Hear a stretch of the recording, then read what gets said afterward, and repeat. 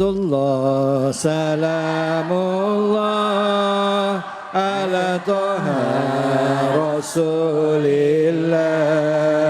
Salatullah salamullah ala yasin habibillah. Tawassalna bismillah wa bil hadi rasulillah wa kulli mujahidin lillah bi ahlil badri ya Allah. Sallu ala Nabi Muhammad. Alhamdulillah, alhamdulillahirabbil alamin. Kita kembali lagi di Cahaya Hati Indonesia. Bu, Pak, kadangkala di dalam hidup kita selalu merasa yang kita lakukan sudah benar. Walaupun kadangkala kita juga tahu yang kita lakukan ini sebenarnya bertentangan dengan ketentuan agama. Akhirnya yang muncul adalah pembenaran. Nah, bicara mengenai ini kita akan langkah lagi, mengkaji lagi bagaimana caranya untuk bisa membentengi diri kita dengan pakaian takwa. Surah yang kita kaji adalah surah Al-A'raf. Tadi kita sudah membahas surah ayat ke-27, Al-A'raf ayat 27. Selanjutnya kita melangkah ke surah Al-A'raf ayat 28. Untuk itu kami persilakan kepada guru kita Al-Mukarram Ustadz Abdul Kafi. Fadhol Ustadz. Baik, terima kasih Ustaz David. Bismillahirrahmanirrahim. Jamaah Masjid Al-Furqan yang insya Allah dimuliakan Allah, dan juga pemirsa Cahaya Hati Indonesia dimanapun Anda berada, mudah-mudahan kita senantiasa ditinggikan derajatnya oleh Allah Subhanahu wa Ta'ala. Karena pada hakikatnya orang yang menyaksikan dan juga menonton Cahaya Hati, dia sedang mencari ilmu dan belajar bersama. Dan orang yang belajar insya Allah akan dicukupkan segala kebutuhannya oleh Allah Subhanahu wa Ta'ala. Tadi kita telah belajar di surah Al-A'raf ayat 26 dan 27 bersama Ustadzun Al-Karim, Ustadz Tian. Sekarang kita melanjutkan di ayat berikutnya di ayat 28, betul, dan juga 29. Alhamdulillah. Allah Subhanahu wa Ta'ala berfirman, wa idza fa'alu fahishatan qalu wajadna 'alaiha aba'ana wallahu amarna biha. Ayat ini berkenaan tentang di mana pada masa sebelum Rasulullah sallallahu alaihi wasallam diutus menjadi rasul. Ini tradisi jahiliyah pada saat itu melakukan tawaf juga di Ka'bah. Tapi punten, mereka masyarakat jahiliyah atau masyarakat yang dari luar kota Makkah selain suku Quraisy, mereka melakukan tawafnya tanpa mengenakan busana sedikit pun. Kira-kira zaman sekarang kalau orang nggak pakai pakaian disebutnya orang apa? Nah, ibu yang jawab. Namanya orang Jadi tradisi tawaf pada zaman dahulu itu orang melaksanakannya dengan apa? Tanpa busana. Mereka beralasan bahwa ini adalah ajaran nenek moyang saya. Nenek moyang saya. Dan juga mereka beralasan bahwa pakaian yang kita kenakan pada saat sehari-hari itu penuh dosa, maka kita tidak layak untuk melakukan tawaf. Maka tawaf tanpa mengenakan sehelai pakaian pun hanya sedikit yang dipakai untuk menutupi sedikit daripada, mohon maaf, kemaluannya, baik laki-laki maupun perempuan kecuali suku Quraisy. Tuh lihat, kira-kira tawaf nggak pakai baju bagaimana Bu rasanya Bu? Panas. Iya, kalau wanita malam hari juga biasanya tanpa mengenakan pakaian. Maka hal inilah yang langsung turun ayat wa idza fa'alu fahishatan. Apabila mereka itu melakukan suatu fahisyah, maksiat kepada Allah. Ya, maksiat kepada, mereka mengatakan qalu wajadna 'alaiha aba'ana wallahu amarna biha. Dan ternyata mereka mengatakan ini udah tradisi nenek moyang saya. Dan Allah pun menyuruh ini. Oh, dia udah tuh, ini lagi-lagi nih, terkekang dengan adat dan tradisi. Ada nggak yang begitu? Ada. Padahal ayat selanjutnya itu menjelaskan qul innallaha la ya'muru bil fahsya. Sesungguhnya Allah itu tidak menyuruh perbuatan maksiat. Maka kita tawaf yang perempuan pada hari ini Masya Allah menutup auratnya, yang laki-laki menggunakan kain ihram. Ini menandakan di zaman sekarang juga ada antara agama dan budaya saling berbenturan, hati-hati. Boleh kita mengikuti agama, itu harus benar-benar kafah. Tapi mengikuti adat, kita lihat-lihat, adakah adat itu yang bertentangan dengan syariat? Contoh, kita boleh melakukan maulid Nabi, boleh? Boleh, tapi lihat acaranya. Kalau ternyata acaranya punten melakukan hal yang mubadzir, dia membagi-bagikan telur, terus telurnya diinjak-injak, boleh apa kagak? Buat apa? Mendingan buat dibagiin. Bikin telur dadar udah. Bikin telur dadar. Iya, betul. Makan sama. Lebih baik begitu. Mengadakan acara, ternyata acaranya bukan diisi dengan kegiatan positif, joget-joget. Laki-laki, perempuan, sawer-sawer, datang bininya marah-marah. Acara apa nih? Kan begitu? Iya kan? Bininya nggak dikasih duit, giliran biduan dikasih. Setuju apa kagak? Nah, tuh. Pak. Iya. Ini menandakan bahwa adat itu jangan sampai berbenturan dengan yang namanya agama. Yang bagus kita ikuti, yang enggak jangan. Begitu ya Bu ya.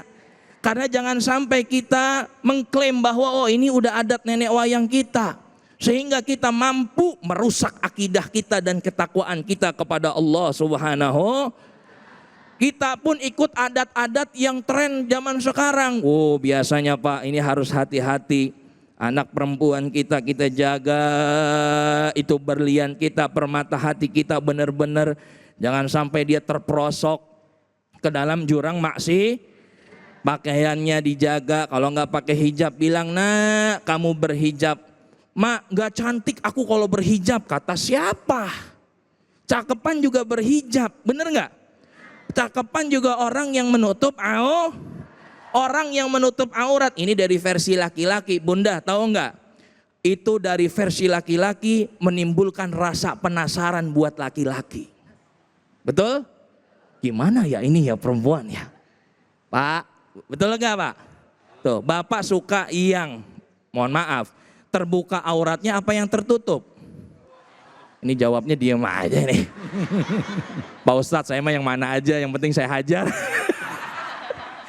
Itu namanya libasnya bukan libas takwa ya, itu namanya libasnya libas nafsu. Pakaiannya pakaian nafsu. Oh, giliran ngikutin ketakwaan Allah, pilih-pilih yang menguntungkan dirinya. Pak Ustadz, kalau cewek cakep lewat ya saya siulin. Kalau perawan siulnya 1, wit. Kalau janda siulnya 3, wit. Ada yang begitu? Ada. Itu namanya tergantung nafsu. Giliran diuji oleh Allah Subhanahu wa ta'ala, baru dah dia ngeluh. Waduh, saya lagi diuji, padahal dia senantiasa melakukan kemaksiatan kepada Allah Subhanahu. Maka Allah melanjutkan dalam ayat berikutnya di 29, qul amara rabbi bil qist. Katakanlah bahwa Allah menyuruh kita untuk bersikap adil. Wa aqimu wujuhakum inda kulli masjidin wad'uuhu mukhlishina lahuddin. Kita disuruh oleh Allah tawajjuh kepada Allah dengan penuh khusyuk. Kemudian berdoa dengan penuh rasa ikhlas. Itu yang Allah pengen kepada kita. Bukan kita memakai hijab itu karena dibilang cantik, bukan. Bukan juga kita menutup aurat pengen dapat banyak endorse, bukan juga kita menutup aurat gara-gara kita pengen dibilang soleh, bukan. Termasuk yang bapak-bapak, Pak, biar kata bapak-bapak juga harus menjaga aurat. Dari mana Pak aurat laki-laki? Dari pudel-udel pusar sampai Nih, tuh udah pada tahu ya. Jadi yang olahraga jangan biasain itu pakainya segini doang. Jangan salah Pak, lah biar kata udah tua juga kalau nafsu laki sama laki ada. Iya. Bener gak Ustaz David? Iya, Ustaz, ya. Justru yang lebih susah itu yang begitu Bun. Kalau bunda suaminya punten, naudzubillah, ada orang selingkuh nih suami. Selingkuhnya sama perempuan gampang dilacak. Yang susah itu suami selingkuh sama laki-laki. Bener apa kagak? Lah susah dilacaknya, orang sama-sama. Itu dia, innalillahi wa inna ilaihi Raji'un. maka kita ibadah ikhlas karena Allah. Tadi kita udah belajar takwa. Tapi yang terakhir kata Allah tadi, wad'uhu mukhlishina lahud. Kita berdoa penuh dengan hati yang ikhlas kepada Allah. Karena al-ikhlas ruhul amal. Yang namanya ikhlas adanya ruhnya amal. Buat apa ibadah banyak-banyak kalau enggak ikhlas, itu akan sia-sia. Mudah-mudahan kita dikategorikan orang-orang yang mukhlisin. Amin. Amin ya rabbal alamin. Terima kasih banyak Ustadz Bu. Yang mau nanya siapa angkat tangannya? Silakan tinggi-tinggi angkat tangannya. Kok dikit amat, mana yang lain? Yang lain mana? Silakan. Ya, Ibu. Ya, nama dan pertanyaan. Assalamualaikum warahmatullahi wabarakatuh. Waalaikumsalam warahmatullahi wabarakatuh. Nama saya Ibu Zumratul Ilma, saya dari Taklim Babu Salam, Tangerang Selatan. Pak Ustadz, saya mau bertanya, bagaimana caranya menasihatin seorang perempuan yang mulai melepas hijab karena sakit hati, dan bagaimana caranya menasihatin menegur seorang laki-laki yang memakai celana pendek, yang biasa memakai celana pendek dan buka baju di tempat umum. Sekian, terima kasih Pak Ustadz. Assalamualaikum warahmatullahi wabarakatuh. Waalaikumsalam. Ini buka baju depan umum kerokan apa gimana ini Bu? Itu dia Laki-laki Ustaz main David. kerokan aja depan. Mohon maaf bukannya body shaming, mejeng di depan udah mah perutnya gede, kerokannya depan belakang, udah begitu tidurnya ngorok, lengkap udah. Ya Allah. Astagfirullah. Silakan Ustaz, langsung dijawab Ustaz. Baik, bismillahirrahmanirrahim. Ini pertanyaannya luar biasa ya. Ini sering terjadi di sekitaran kita. Bagaimana cara menasehati orang yang ternyata lepas hijab ya karena lantaran sakit. Banyak bunda, hal ini terjadi di media sosial, itu terjadi. Bahkan di kalangan masyarakat juga terjadi.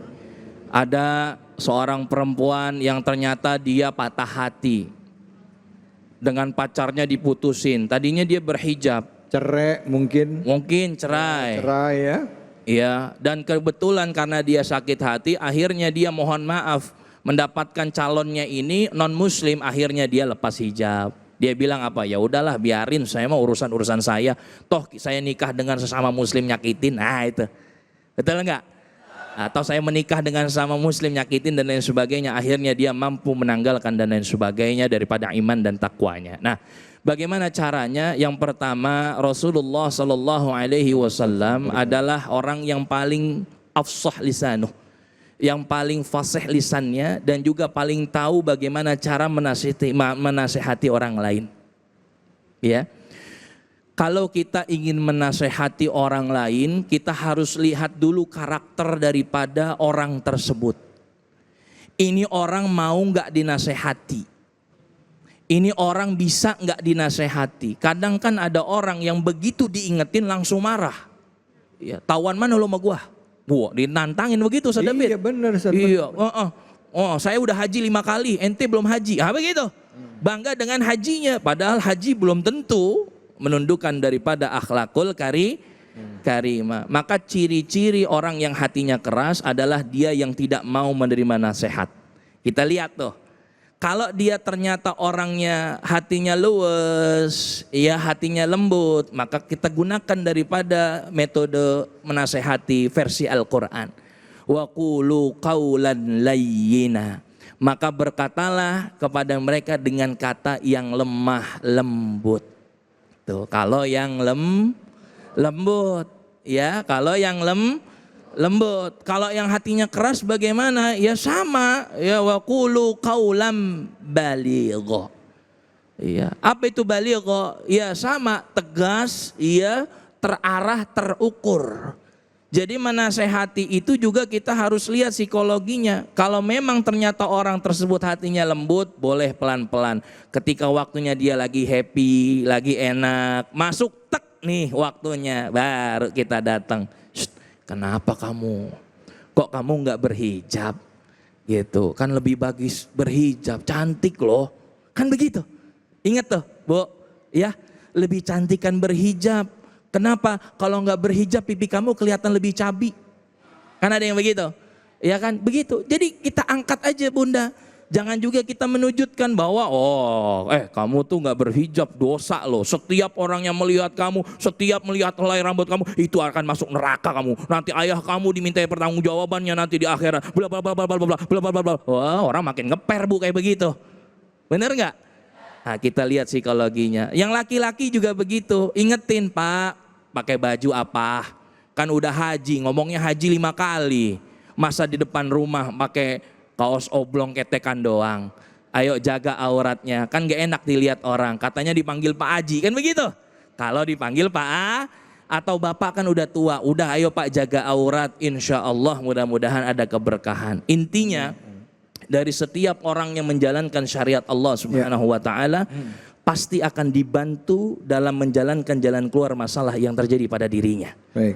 Apalagi dilakukan dengan secara ikhlas. Maka kita nasihati dengan penuh kelembutan, dengan penuh rasa kasih sayang bahkan ke keluarga, sehingga orang tersebut tidak sakit hati dengan nasihat yang kita berikan. Wallahu a'lam bishawab. Alhamdulillah. Terima kasih banyak Ustadz, Bu. Udah jelas Ustadz jelasin semuanya ya, sejelas-jelasnya katanya dalam tempo sesingkat-singkatnya. Jadi memang jaga aurat itu ya tadi ya, itu kewajiban kita. Tapi balik lagi mengenai budaya, Islam bukan menentang budaya, enggak. Tetapi budaya yang ada, yuk kita sesuaikan dengan ajaran agama kita. Ada yang boleh, ada yang tidak boleh. Ya boleh silakan berbudaya, tapi ada batasan-batasannya yang menjadi ketentuan dalam syariat, itu yang kita jaga. Setuju Bu? Nah yang perlu kita berantas Bu, nggak boleh kita ikutin adalah budaya korupsi. Ya, jangan cari pembenarannya. Setuju ya. Jangan kemana-mana, kita akan lanjut lagi tetap di sini di Cahaya Hati Indonesia.